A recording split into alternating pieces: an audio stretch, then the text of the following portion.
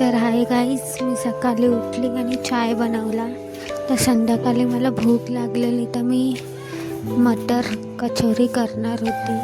तर त्यासाठी मी अद्रक, लसूण आणि थोडं जिरं त्याची पेस्ट करून घेतली आणि ती तेलामध्ये टाकली. तर ती एकदम चांगली फ्राय करून घ्यायची.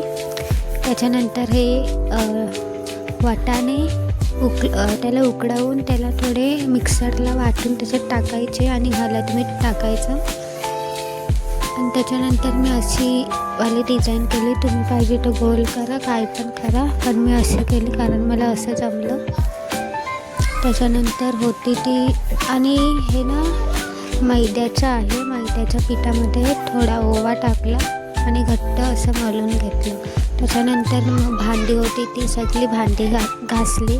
तर असा होता माझा आजचा दिवस. आणि चॅनलला सबस्क्राईब केला नसेल तर सबस्क्राईब करा. बाय.